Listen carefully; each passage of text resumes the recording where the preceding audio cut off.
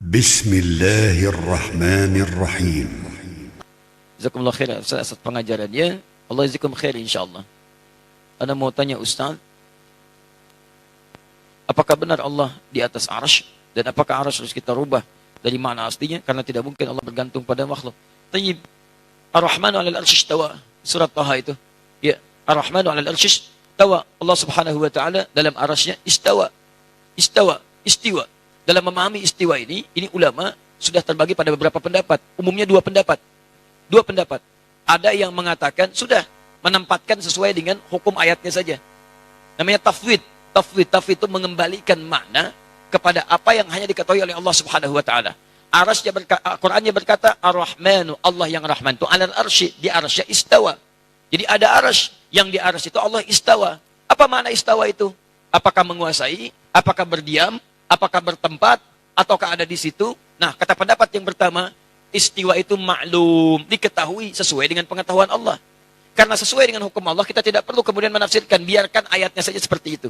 Ada ayat-ayat muhkamat yang pasti diketahui oleh kita, ada ayat mutasyabihat. Dalam ayat mutasyabihat jangan banyak dipertanyakan, karena itu bagian dari tingkat keimanan.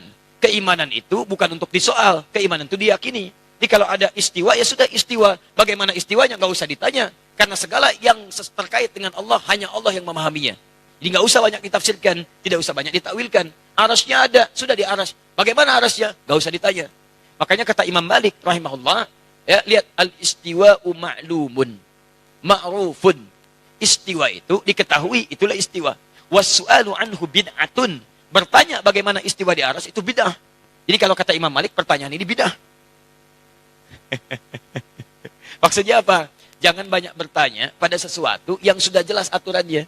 Bertanya pada sesuatu yang jelas sama dengan nanti membiaskan kita. Dan jangan pikirkan segala sesuatu tentang Allah.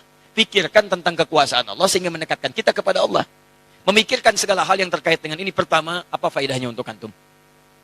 Tidak ada. Gak ada faedah, jangan perdebatan aja ribut. Gara-gara ini istiwa, ini bukan, ini takwil, ini bukan. Akhirnya pada ribut. Lupa dengan ibadah. Lupa dengan awas saling menghormati, lupa dengan saling silaturahim. Gara-gara kasus istiwa semacam ini, ayatnya datang sebagai ujian keimanan. Tapi antum tampakkan hal-hal yang melanggar iman. Saling mencela, melanggar keimanan. Makanya ketika ada larangan ayat Quran jangan mencela, dibuka dengan iman. Quran surah 49 ayat 11-12. Ya ayyuhalladzina amanu la yaskhar qaumin qaum, jangan saling mencela. Ketika menyebutkan jangan saling mencela, ayatnya dibuka dengan kalimat iman. Ar-Rahmanu 'alal arsy istawa itu untuk menunjukkan tingkat keimanan, latihan iman. Kok kenapa antum melanggar iman? Jelas ya? Yang kedua itu menakwilkan. Jadi kalau antum ingin menafsirkan, jangan tafsirkan seenak antum. Dibawa pada pemahaman yang beda dengan makhluk. Sebetulnya inti pembahasannya, pemikirannya sama. Apa di antara kesamaannya? Jangan samakan sifat Allah dengan sifat makhluk. Tanzihu sifatillahi subhanahu wa ta'ala al-khaliq min sifatil makhluk. Menyucikan sifat Allah dari sifat makhluk. Ada yang mengatakan sudah istiwa itu artinya bertempat. Allah punya tempat, tempatnya di arsy. Yang punya tempat itu makhluk. Allah tidak dibatasi dengan tempat. Kalau Allah punya batas tempat, artinya Allah sama sifatnya dengan makhluk. Ya, artinya mujassam itu menempat. Kalau sudah punya tempat, berarti menempat sama dengan makhluk. Gak boleh. Kalau Allah kemudian butuh tempat, berarti punya kebutuhan. Sedangkan Allah maha luas, laisa kamitslihi syai'. Allah menempat, berarti butuh tempat. Ketika Allah tidak ada di tempat itu, di mana Allah? Jelas ya? Nah, itu ada masalah dalam akidah. Makanya kalau antum ingin memahami ini, kalau ingin tetap memaksakan tempat, ditakwilkan. Takwilkan. Jangan dipahami demikian, tapi dipahami dengan nilai yang terkait dengannya. Apa diantaranya? Istawa, bimakna istaula. Menguasai. Mengatur. Aras jangan diartikan dengan bertempat di situ. Ada begitu tidak? Artikan dengan di arasnya itulah Allah mengatur.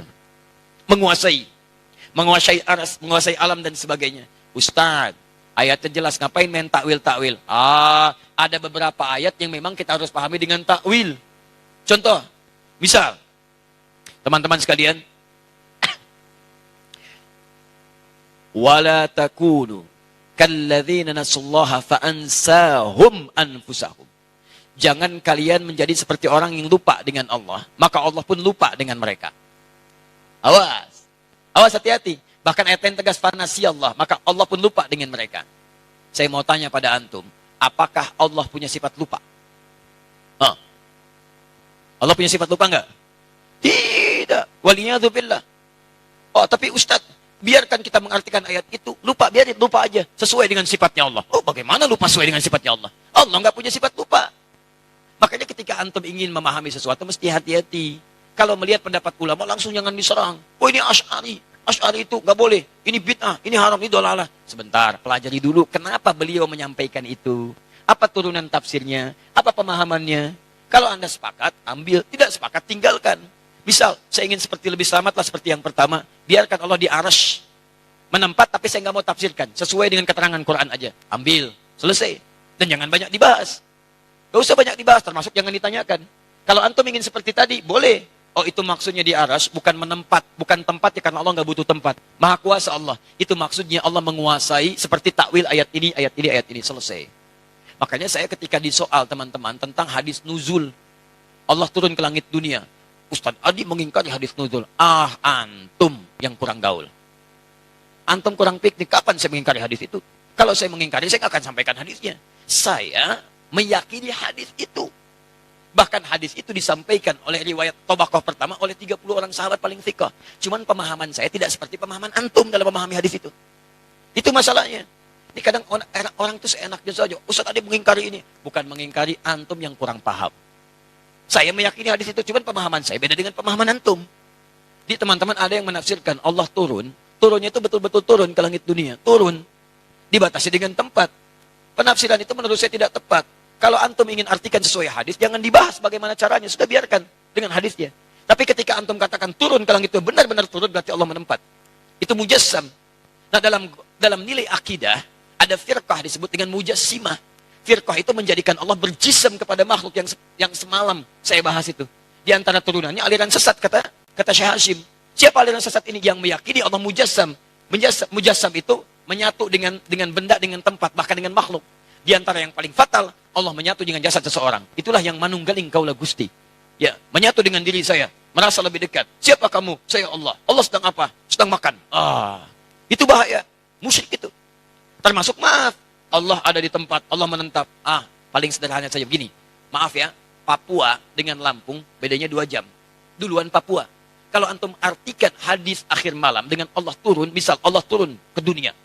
Di situ ada. Ketika Allah turun di Papua, mana orang Lampung? Ketika Allah turun di Lampung, berarti meninggalkan Papua. Sedangkan sifat Allah meliputi seluruh alam, tidak dibatasi dengan tempat. Makanya tanzihul khaliq bin sifatil makhluk. Antum kalau ingin bicara masalah ini mesti hati-hati. Kalau antum menyentuh sesuatu yang sensitif, bisa salah antum. Ketika salah menilai Allah, bisa kufur antum di situ. Bisa bahaya. Awas, kalimat kufur ini mesti hati-hati, nanti dipotong lagi nanti di situ kalimatnya. Nanti nyebar lagi macam-macam lagi. Awas, ada orang yang hobi motong-motong. Ya, itu dosanya banyak itu. Jelas ya? Cara paling gampang yang seperti itu, kalau ingin paling gampang, sudah antum yakini saja, belum punya ilmu diimani, jangan banyak dibahas. Termasuk pertanyaan seperti ini. Ya, simpan aja, yakini aja, jangan terlibat pada hal-hal diskusi yang tidak meningkatkan iman atau membuat antum justru saling meninggalkan ibadah, lupa dengan nilai-nilai yang lebih penting. Biarkan sifat Allah dengan keagungan Allahnya, sifat kita hanya sekedar mengikuti tuntunan Allah Subhanahu wa taala. Paham?